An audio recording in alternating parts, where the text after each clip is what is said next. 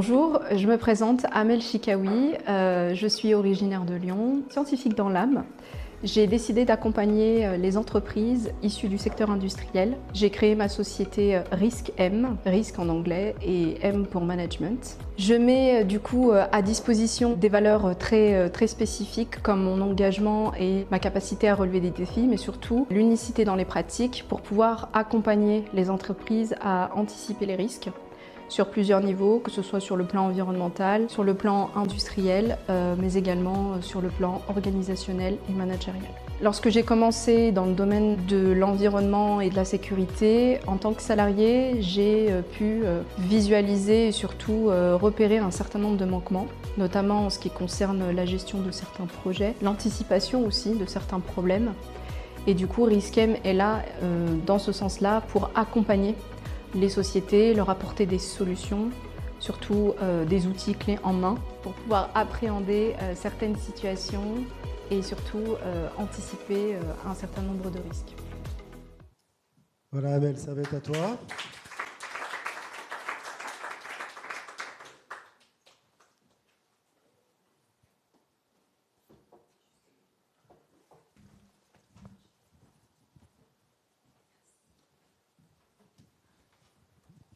Tu vas pas plus loin. Hein. Okay. Tu nous fais pas ça ce soir. Ok, je vais essayer de ne pas passer de l'autre côté. C'est bon le micro? Yes. Merci.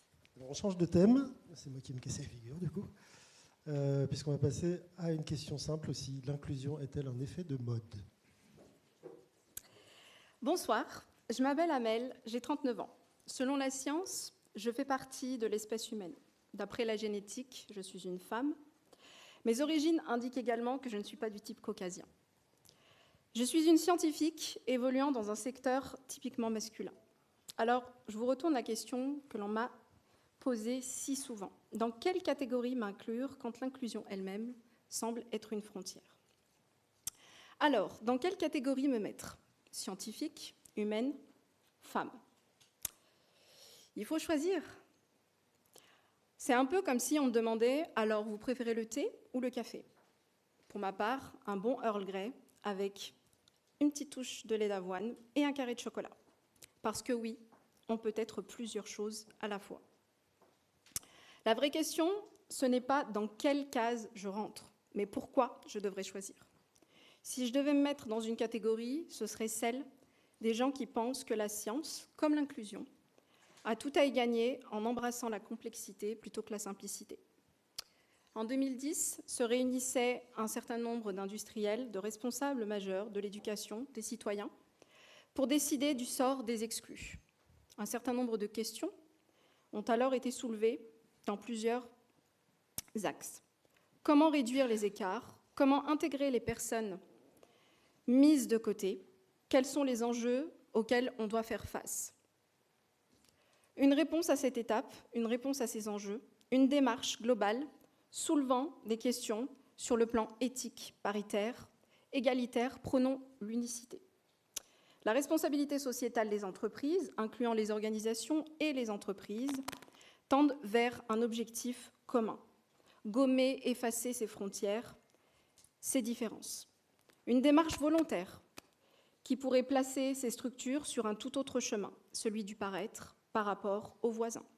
Si je ne fais pas telle chose, est-ce que je vais avoir une image différente? Serais-je à mon tour exclu? Derrière une démarche volontaire se cachent généralement des obligations. Ce qui paraît être une prise d'initiative devient alors une contrainte. Les règles en société existent pour une très bonne raison. Souvent, lorsqu'on est contraint de faire quelque chose, on rejette cette obligation. Ça devient difficile, presque comme contre nature, un carcan qui empêche l'espèce humaine d'évoluer. Prenons par exemple un cas concret, le confinement en 2020, lorsqu'on a été confronté à la pandémie du Covid-19. Que s'est-il passé? Qu'avons-nous constaté? Des règles, des limites, pour assurer la survie des personnes. Eh bien ici, l'analogie est la même. La contrainte d'accepter l'autre et de l'inclure dans une société qui est hostile, qui devient une obligation de faire comme les autres. Une obligation souvent qui s'accompagne de plusieurs sanctions, sur le plan pénal, économique, voire même social. Alors, la notion d'inclusivité est-elle réellement quelque chose de nouveau? Devions-nous attendre 2010 pour voir apparaître ce terme? L'histoire nous le démontre à chaque fois.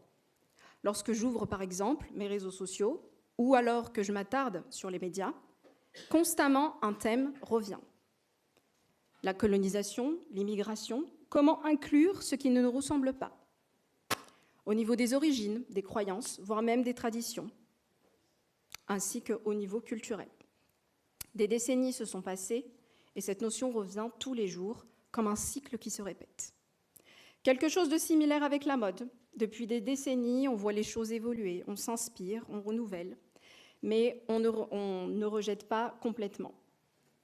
Un peu comme le sac banane, emblématique des années 90, moi-même j'en ai eu un. Très honnêtement, on l'a vu revoir réapparaître dans nos rues et surtout dans les magasins depuis 2024. Autrement dit, s'inclure, c'est comme la mode. Ça se discute, on innove, de nouvelles approches, de nouvelles démarches, et au final, on oublie pour recommencer. Finalement, si être inclus, c'est comme la mode, et qu'il s'agit d'un cycle, doit-on alors faire comme tout le monde pour l'apparence, comme un sentiment d'appartenance? Savez-vous ce que Erving Goffman, ce grand sociologue, disait de nos interactions sociales? Eh bien, je vais vous le dire.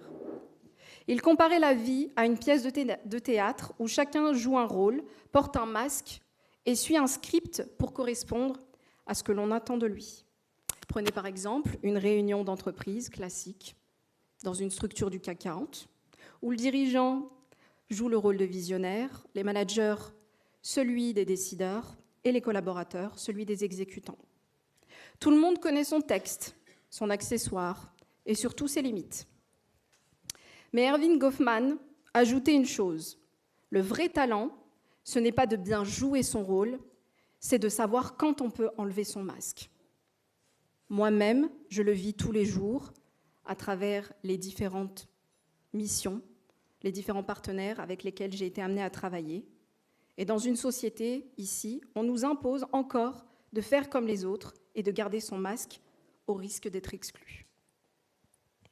Une société d'apparence de plus en plus vraie, relayée par les réseaux sociaux, interface où l'influence est une réalité, où l'apparence a toute son importance, portée par la visibilité qu'offrent ces plateformes où l'on observe, on juge et on stigmatise.